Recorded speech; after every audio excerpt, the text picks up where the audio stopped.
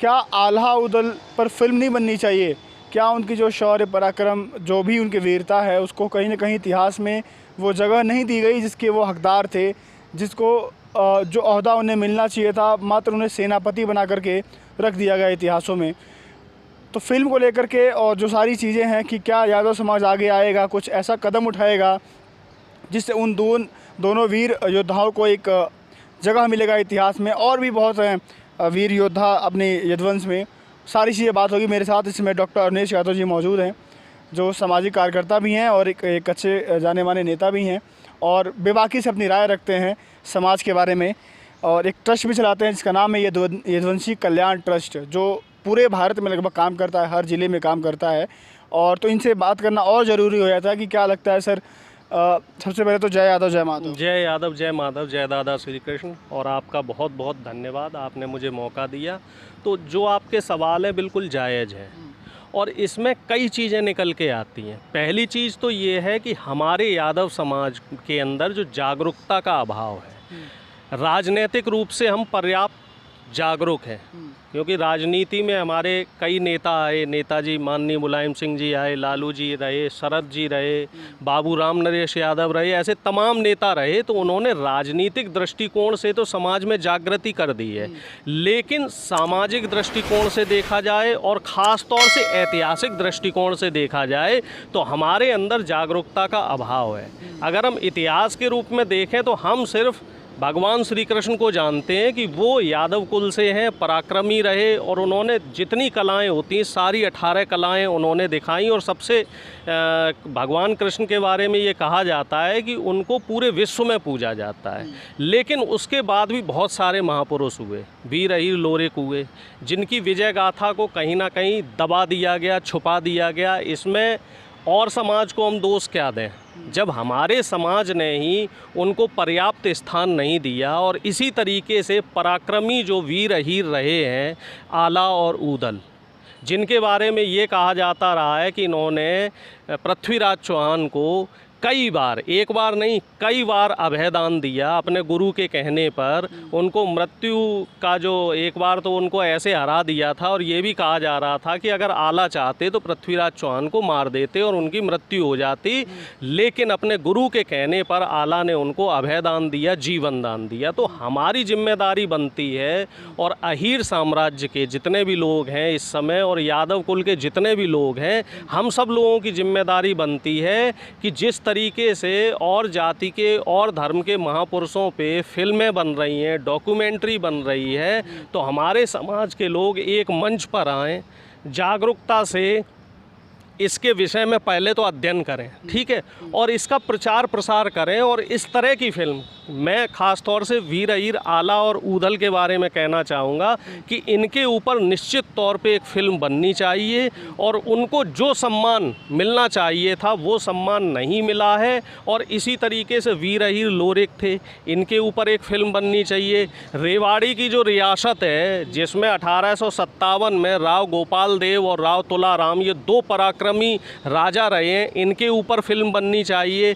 और पहले जो स्वतंत्रता सेनानी रहे हैं, जिन्होंने अंग्रेज़ों को हराया और तकरीबन 20-30 साल अंग्रेज़ों से लड़ाई लड़ी, जो तमिलनाडु के पराक्रमी राजा थे, उनके ऊपर भी एक फ़िल्म बननी चाहिए। और इसी तरीके से हमारे इतिहास में 300 साल का तकरीबन एक गौरवशाली इतिहास रहा है विजयनगर साम्राज्य का, जिसमें राजा कृष्णदेव राय रहे और तमाम राजा रहे हैं।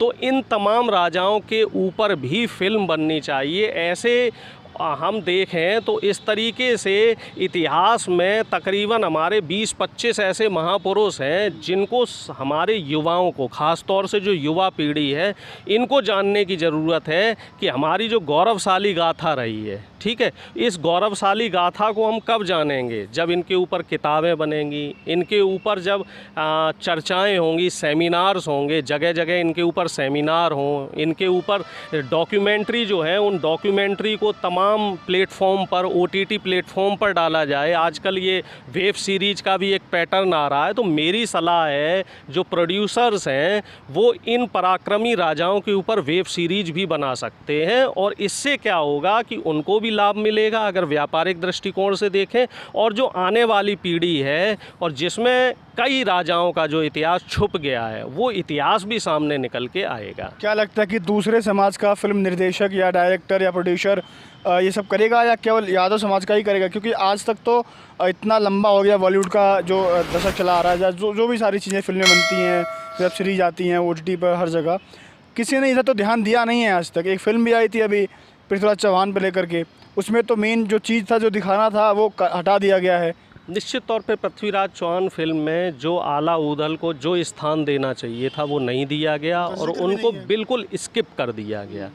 तो इस समय देखिए, आपका जो प्रश्न है बिल्कुल वाजिब है। कोई दूसरे समाज का प्रोड्यूसर, डायरेक्टर, निर्माता, निर्देशक यादव समाज के महापुरुष के ऊपर पैसा क्यों लगाएगा, क्यों उनके इतिहास को दिखाएगा? तो इसमें एक हम मूवमेंट चलाएं। जितने भी सोशल एक्टिविस्ट हैं, OBC समाज के, SC ST समाज के, और जितने भी जागरूक लोग हैं, व्यापारी लोग हैं, ये दिल बड़ा करें, आगे आएं और इनके बारे में जागरूकता अभियान चलाएं और बॉलीवुड से मांग रखें। ट्विटर पे ट्रेंड्स चलाए जाएं, क्योंकि सोशल मीडिया का ज़माना है। पिछले कई दौर में हमने देखा है, चाहे यूथ के जितने भी प्रोटेस्ट रहे हों, सोशल मीडिया और ट्विटर के ज़रिए इनकी आवाज़ को बुलंदी से उठाया गया है। एक किसान आंदोलन भी हुआ था जिसमें आपने बड़ा 13-14 महीने बहुत मेहनत करी थी, तो वो किसान आंदोलन भी सोशल मीडिया की वजह से ही लोगों तक पहुंचा है। तो सोशल मीडिया की इस समय बहुत बड़ी जिम्मेदारी बनती है कि सोशल मीडिया पे जो हमारे युवा हैं, जो बाकी जातियों के महापुरुषों की विजय गाथा के लिए जो है अपना समय नष्ट कर रहे हैं, तो वो सारे युवा एकजुट हों, एक प्लेटफॉर्म पे आएँ और जितने नेता हैं, हमारे समाज के जितने नेता हैं और बहुजन समाज के जितने नेता हैं, वो उन युवाओं को एड्रेस करें और ये बोलें कि एक मुहिम शुरू की जाए। आला ऊदल के लिए मुहिम शुरू की जाए, वीर अहीर लोरिक के लिए मुहिम शुरू की जाए, रेवाड़ी रियासत के गौरवमयी इतिहास के लिए मुहिम शुरू की जाए, विजयनगर साम्राज्य का जो 300 साल अभेद्य किला रहा जिसको मुग़ल कभी नहीं हरा पाए। मुग़ल का ये कहते थे कि पूरे भारतवर्ष में मुग़ल्स का एक छत्र साम्राज्य रहा, लेकिन दक्कन में वो विजयनगर साम्राज्य को 310 साल तक छू नहीं पाए थे। ये कहा जाता था कि प्रथम जो स्वतंत्रता संग्राम की जो बिगुल है वो 1857 में फूकी थी। इतिहास को झूठ पढ़ाया गया है। पहला स्वतंत्रता संग्राम सेनानी हमारा तमिलनाडु का यदुवंशी साम्राज्य था, जिसने तकरीबन 32 साल तक अंग्रेज़ों से युद्ध किया था और उनका नाम इतिहास में दबा दिया गया। तो हमारे युवाओं को इस तरफ ध्यान देना पड़ेगा।